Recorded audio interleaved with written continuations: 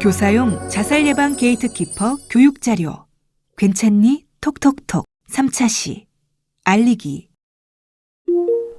교사가 학생을 관찰하고 대화한 후 결론적으로 학생의 자살 위험이 확인됐다면 이 사실을 신속하게 학교와 보호자에게 알리는 것이 중요합니다. 이처럼 알리기를 통해서 교사는 학교와 보호자의 협조를 구하고 학생 자살을 예방하기 위한 여러 가지 대응책을 세울 수 있습니다.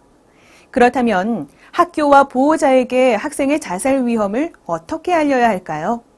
지금부터 알리기에 대해 알아보겠습니다. 학교에 알리기. 교사는 학생의 자살 위험 상황을 알게 된 즉시 학교 내 관리자 및 학생 정신건강 담당자에게 이 사실을 알려야 합니다. 그리고 학교 내에서 학생을 돕기 위해 취할 수 있는 조치들에 대해 함께 논의해야 합니다. 이 밖에 함께 고려해야 하는 것을 살펴볼까요? 만약 관할 교육청 내 위기 학생 개인 매뉴얼이 있다면 이를 참고하여 개입하는 것이 도움이 됩니다. 또한 지역에 따라 교육청 내에 정신건강의학과 전문의나 위기지원단이 있으므로 연락을 취해 도움을 요청하는 것이 좋습니다. 또한 학교에서 학생 자살 위험에 대해 이야기할 때는 공개된 장소를 피하고 학생의 이름이나 상황에 대한 비밀 유지에 주의해야 합니다. 보호자에게 알리기. 교사는 학생의 자살 위험 상황을 알게 된 즉시 보호자에게 자녀의 자살 위기 상태를 알려줘야 합니다. 보호자에게 알릴 때는 교사가 가지고 있는 학교 내외부의 지원 체계에 대한 정보를 함께 제공해 주는 것이 좋습니다. 그리고 교사는 보호자가 자녀의 소중한 생명을 지키기 위해 가정에서 해야 할 일과 하지 말아야 할 일에 대해 알려줘야 합니다. 그럼 자살 위험으로부터 자녀를 지키기 위해 보호자가 해야 할 일에는 어떤 것들이 있을까요? 자녀의 자살 위험성이 높은 상황에서 보호자가 해야 할 가장 중요한 일은 자녀를 절대로 혼자 두지 않는 일입니다. 혹시 자녀가 나는 괜찮아 라고 말하더라도 자살 시도 충동을 스스로 조절하는 것은 매우 어려운 일입니다. 그러므로 보호자가 항상 자녀의 곁을 지키면서 세심히 보살피고 관찰하는 것이 중요합니다.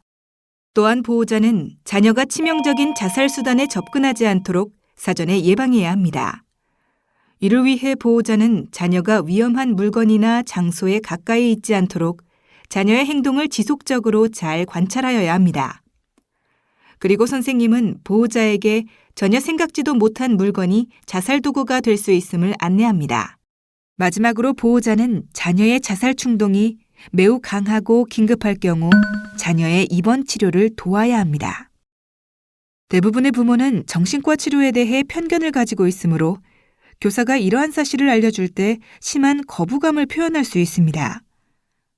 하지만 몸이 다치고 아프면 병원에서 치료를 받듯 마음이 많이 아플 때도 적절한 치료, 즉 정신건강의학과 전문의가 있는 병원에서의 입원 치료가 필요하다는 것을 알려주어야 합니다.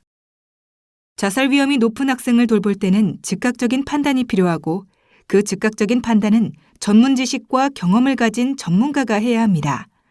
그러므로 담임교사와 보호자가 전문적인 도움 없이 자살 위험이 높은 학생을 돌보는 경우에는 자살 위험 상황에 적절히 대처하지 못해 자칫 학생의 자살을 막지 못하게 될 수도 있습니다. 그럼 반대로 보호자가 하지 말아야 할 일에는 어떤 것들이 있을까요? 보호자는 자녀를 자극할 수 있는 말과 행동을 하지 말아야 합니다. 너 때문에 힘들다. 네가 진짜 죽을 수 있겠냐? 너보다 어려운 사람도 잘 살고 있는데 네가 왜 죽으려고 하냐? 그렇게 죽고 싶으면 죽어라와 같은 부정적인 말들은 자녀의 자살 사고를 더욱 자극할 수 있으므로 절대 하지 말아야 합니다. 또한 보호자는 자녀의 안정감을 깨트릴 수 있는 상황과 환경을 조성하지 않아야 합니다.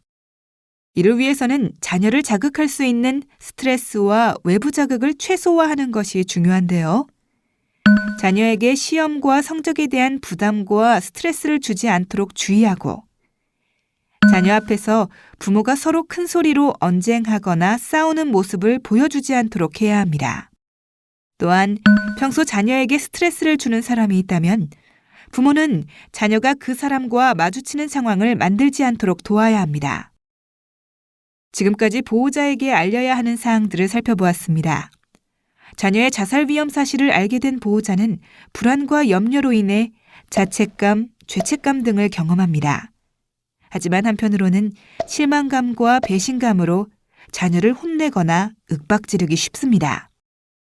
부모의 이러한 말과 행동은 자살을 생각하고 있는 자녀의 충동성을 자극하는 기폭제로 작용할 수도 있습니다. 따라서 교사는 보호자가 상황의 심각성을 바르게 인지하도록 알려주고 가정이 자녀의 안전한 울타리가 될 수 있도록 도와주어야 합니다.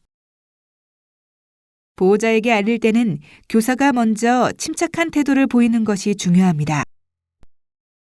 대부분의 보호자는 자녀의 자살 위기 사실을 들으면서 놀라고 당황스러운 감정을 느끼게 됩니다. 하지만 이러한 불안정한 감정과 태도는 해당 학생을 더욱 자극할 수 있습니다. 그러므로 보호자에게 알릴 때에는 교사가 먼저 침착한 태도를 보여주어 보호자가 안정을 찾을 수 있도록 도움을 주는 것이 중요합니다. 혹시 보호자가 없거나 가정에서 보호를 받지 못하는 학생이 있다면 학교 차원의 보호 대책을 반드시 세워야 합니다. 다음은 담임 선생님이 보호자에게 학생의 자살 위험을 알리는 내용의 대화입니다. 상반된 보호자의 두 가지 반응을 살펴보겠습니다. 첫 번째 반응입니다. 어머님 안녕하세요. 네, 저는 생명의 담임 교사고요. 오늘 이렇게 바쁘실 텐데 와주셔서 감사해요. 네, 안녕하세요, 선생님. 제가 오늘 이렇게 오시라고 한 건 어머님과 직접 뵙고 상의드리고 싶은 게 있어서예요. 생명이가 요즘 들어서 수업 시간에 멍하니 있거나 엎드려 있는 모습을 자주 보이는데 혹시 어머님이 보시기에 생명이가 집에서 평소와 다른 말이나 행동을 보인 적은 없었나요? 그래요? 조금 이상하긴 했어요. 요즘 생명이가 집에서 거의 말을 하지 않거든요. 묻는 말에 대답도 잘 하지 않고 집에 오면 곧장 방에 들어가 버려서 최근에는 거의 대화를 하지 못했어요. 저도 생명이가 너무 걱정되긴 했지만 사춘기라서 그러려니 했거든요. 집에서도 예전과 다른 모습을 보였나 보네요. 저도 생명이한테 무슨 일이 있는 건 아닌지 걱정이 돼서 어제 생명이랑 직접 이야기도 해보고 학교 상담 선생님께 부탁해서 몇 가지 검사도 했어요. 그런데 검사 결과 생명이의 우울과 자살 생각이 높은 걸로 나타났어요. 전문가의 도움도 필요한 걸로 보이고요. 자살 생각이요? 아니, 우리 생명이가 죽고 싶다는 생각을 한다는 건가요? 네, 어머님. 그렇지만 이제라도 생명이의 상태를 알았으니 저희가 함께 생명이를 도우면 충분히 좋아질 수 있을 거예요. 제가 어떻게 하면 될까요? 어머님은 우선 생명이를 혼자 있지 않도록 해주세요. 계속해서 생명이 옆에서 주의 깊게 관찰해 주셔야 돼요. 그리고 지금 검사 결과 생명이가 자살 위험이 높은 걸로 나타나서 아무래도 전문가의 도움을 받는 게 좋을 것 같아요. 저희 학교와 연계된 기관이 있으니 생명이랑 함께 가보시겠어요? 네, 선생님. 그렇게 할게요. 저도 부모로서 제 아이를 어떻게 도와야 될지 몰라서 힘들었는데 이렇게 알려주시니 정말 감사합니다. 상담받을 곳이 있다면 도움을 받고 싶어요. 두 번째 반응입니다. 생명이 어머님 안녕하세요. 네, 저는 생명이 담임교사고요. 많이 바쁘실 텐데 이렇게 와주셔서 감사합니다. 네, 안녕하세요. 제가 이렇게 오늘 오시라고 한 건 어머님과 직접 뵙고 상의드리고 싶은 게 있어서예요. 요즘 생명이가 평소와 다르게 학교에서 멍하니 있거나 졸고 있는 모습이 자주 보이는데요. 혹시 어머님이 보시기에 생명이가 평소에 집에서 다른 모습이나 행동을 보인 적은 없었나요? 아니요. 뭐 집에서 변함없이 평소랑 똑같아요. 걔가 원래 그래요. 공부에 관심이 없으니까 수업 시간에도 그런 걸 거예요. 그렇지만 생명이가 수업 시간에 종종 장난을 치거나 딴짓을 하긴 했어도 지금처럼 이렇게 멍하니 있거나 계속 졸고 있는 모습을 본 적은 없었거든요. 그래서 저는 좀 걱정이 되더라고요. 그래서 제가 어제 생명이랑 직접 이야기도 해보고 학교 상담 선생님께 부탁해서 몇 가지 검사도 했어요. 그래서요? 우선 검사 결과 생명의 우울과 자살 생각이 높은 걸로 나타났어요. 전문가의 도움도 필요한 걸로 보이고요. 우리 생명이는 무슨 검사를 하면 안 좋게 나와요. 아마 질문도 제대로 읽지 않고 답했을걸요? 뭐 아무튼 우리 생명이는 제가 잘 아니까 선생님은 걱정하지 마세요. 부모인 제가 잘 알아서 할게요. 네, 어머님. 물론 어머님께서 생명이에 대해 가장 잘 아시겠죠. 그렇지만 이렇게 몸이 아프면 건강검진을 하는 것처럼 우리 마음에도 건강검진이 필요해요. 제가 보기에 지금 생명이는 마음이 아파 도움이 필요한 상태인 것 같아요. 그래서 상담 선생님과 한 검사에서도 그렇게 나왔고요. 어머님 말처럼 생명이가 아무렇지 않다면 정말 다행이겠죠. 하지만 어머님도 저도 전문가가 아니기 때문에 이렇게 섣부르게 판단하는 건 위험하다고 생각해요. 그러니까 어머님도 생명이의 마음 건강을 검진한다고 생각하시고 전문가를 만나보는 건 어떨까요? 그럼 일단 집에 가서 애 아빠랑 한번 얘기해 볼게요. 네, 어머님, 감사합니다. 우선 어머님은 생명이가 혼자 있지 않도록 계속해서 옆에서 주의 깊게 관찰을 해주셔야 돼요. 그리고 지금 생명이한테 가장 필요한 건 부모님의 도움과 지지일 거예요. 그러니까 혹시라도 이런 상황에 대해서 생명이를 다그치지 않았으면 좋겠습니다. 그리고 학교에서는 응급 상황이라고 판단되면 생명의 안전을 지키기 위한 조치를 취할 계획이에요. 그때도 부모님의 도움이 꼭 필요하니 연락드리겠습니다. 학생의 자살 위험을 보호자에게 알리는 상황을 두 가지 사례를 통해 살펴보았습니다. 사례에서 본 것처럼 보호자에게 학생의 상황을 안내할 때 교사는 학생에게서 관찰된 모습 그대로를 전달하여야 합니다. 또한 검사 결과 학생이 작성한 자살 관련 낙서, 성적의 변화 등 객관적 징후들을 보호자에게 설명하는 것이 좋습니다. 보호자는 자녀에 대한 설명을 듣고 나서 충격과 혼란으로 화를 낼 수도 있고 예민하게 반응할 수도 있습니다.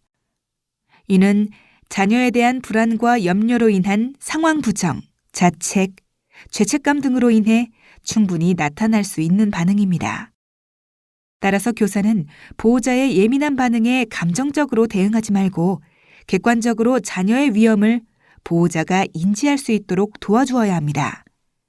그리고 보호자와 연락할 수 있는 채널을 지속적으로 유지하고 위기 상황 발생 시 학생의 안전 확보를 위한 조치에 협조할 것을 적극적으로 설득해야 합니다. 학생 자살 예방에 대한 인터뷰. 안녕하세요. 지금부터 학생의 자살과 자해에 대해 교사들이 궁금한 점을 전문가에게 질문해보는 시간을 가져보겠습니다. 먼저 학생정신건강지원센터의 센터장님 소개해드리겠습니다. 선생님 안녕하세요. 네, 안녕하세요. 저는 학생정신건강지원센터에서 센터장을 맡고 있는 정운선입니다. 네, 선생님. 그럼 바로 첫 번째 질문을 좀 드리겠습니다. 자살을 생각하는 학생에게 자살에 대해서 구체적으로 묻는 것은 오히려 자살을 부추기는 결과를 가져오지는 않을까요? 그렇지 않습니다. 자살 사고가 있는 학생은 혼자 고립되어 있고 자신의 생각에 갇혀 있고 네. 강력하고 충동적인 감정에 압도되어 있는 경우가 많습니다. 이런 학생에게 너 차라리 죽었으면 좋겠다라고 생각한 적이 있니? 자살에 대해서 어떻게 느끼니? 라고 구체적으로 물었을 때 오히려 이 주제에 대해서 아이와 이야기할 수 있는 좋은 기회가 되어서 학생의 자살 위험을 줄일 수 있습니다.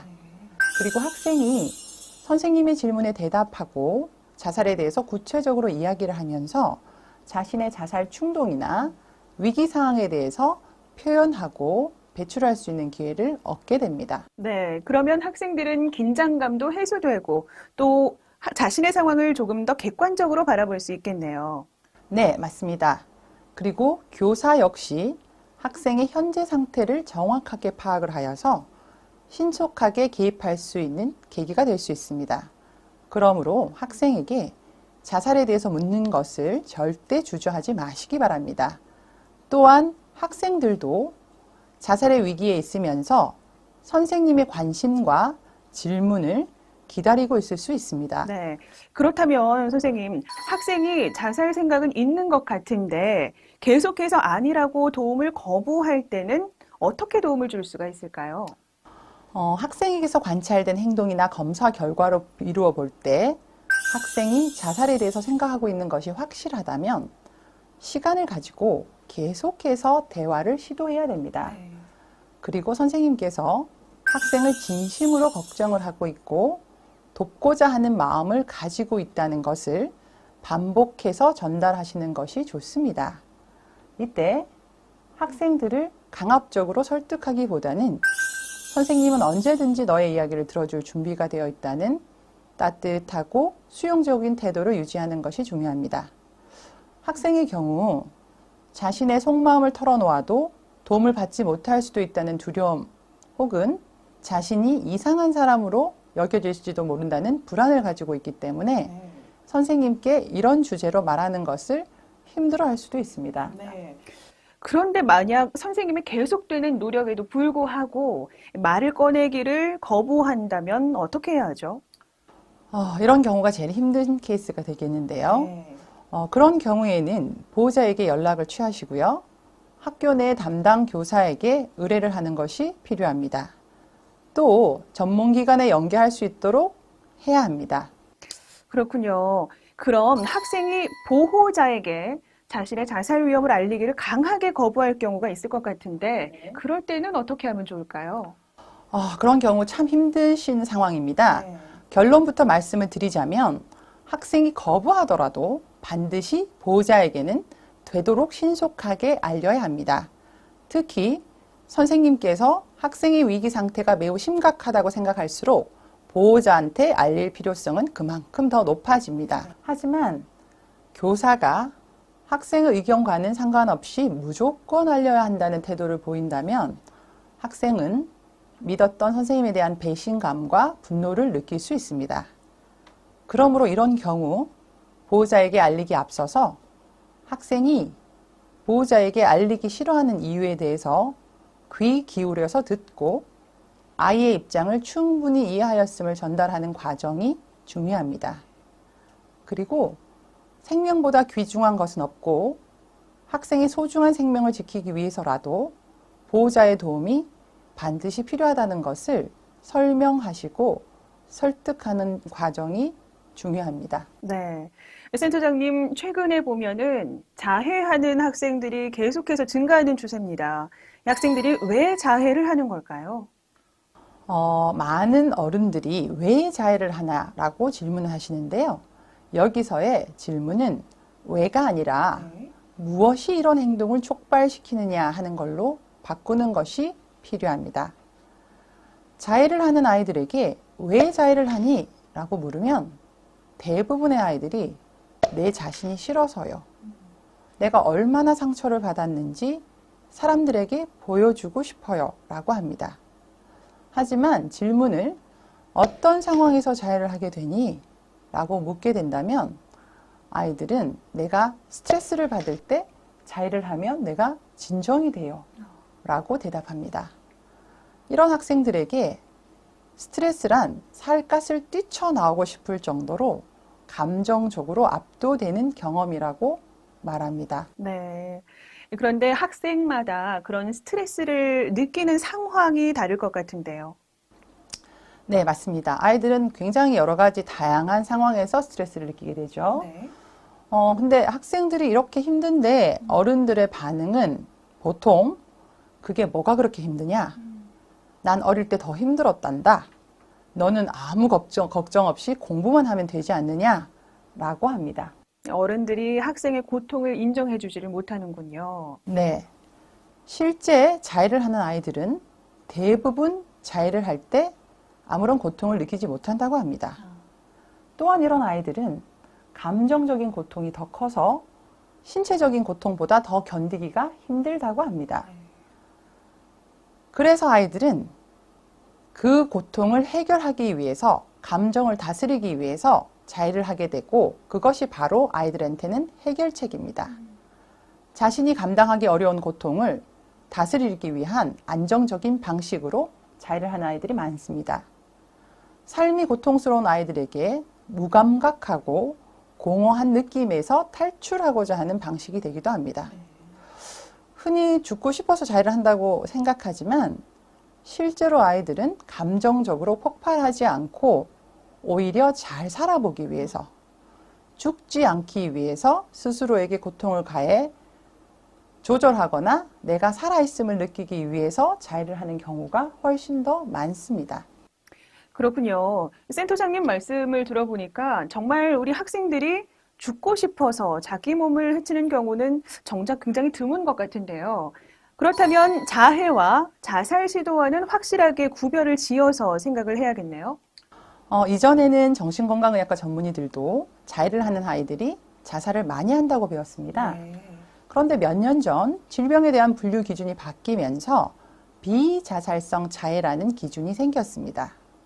현재 정신건강의학과 전문의들은 죽고자 하는 의도를 가진 자해와 비자살성 자해를 구분하게 되어 있습니다. 그런데 여기서 문제는 아이들의 경우 조절력이 떨어진다는 점입니다. 죽고 싶지 않은데도 조절력이 떨어져서 죽게 되는 경우가 생깁니다.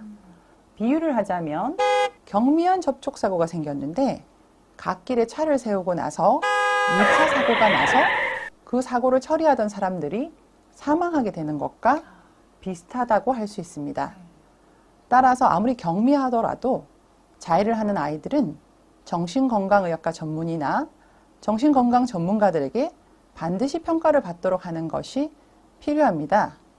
우리나라 청소년 사망 원인의 1순위가 자살이기 때문입니다. 그렇다면 선생님, 자해하는 학생들은 어떻게 우리가 도와줄 수 있을까요? 자해라는 행동은 청소년들이 주변에 도움을 요청하는 아주 강력한 신호라고 생각하셔야 됩니다.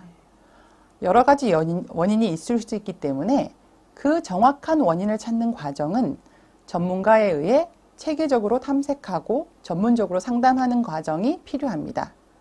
우선 자해 학생에게 동반될 수 있는 자살 위험성을 평가하기 위해서는 학부모님들과 학생 정신건강 담당자에게 연결을 하도록 하고요.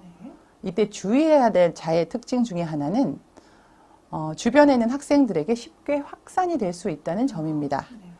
그러므로 학생들과의 대화가 공개적으로 이루어지거나 자해 행동 자체에만 관심을 두고 접근하는 것은 좋지 않고요.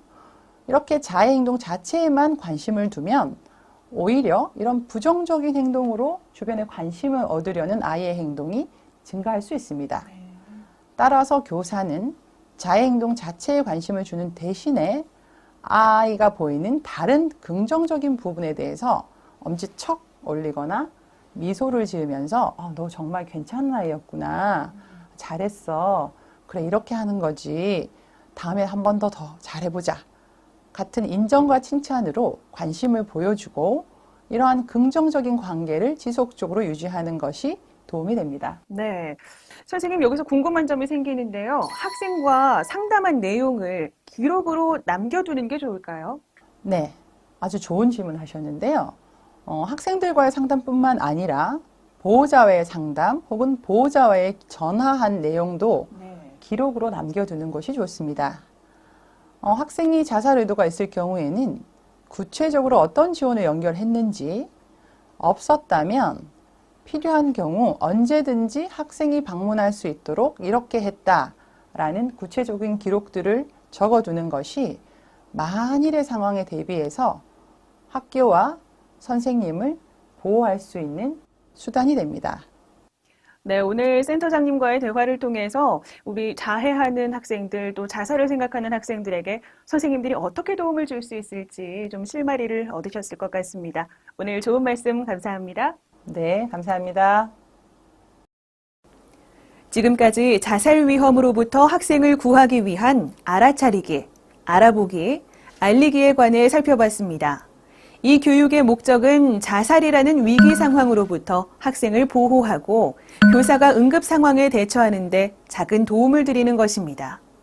학교 현장에서 학생과 가장 많은 시간을 보내고 계시는 선생님께서 지금까지 살펴본 세 단계를 잘 기억하신다면 위기 상황에 충분히 잘 대처하실 수 있으리라 생각합니다. 선생님은 생명을 구할 수 있는 정말 중요한 분이십니다. 한 명 한 명의 학생을 위해 수고를 아끼지 않으시는 게이트키퍼 선생님께 응원을 보냅니다.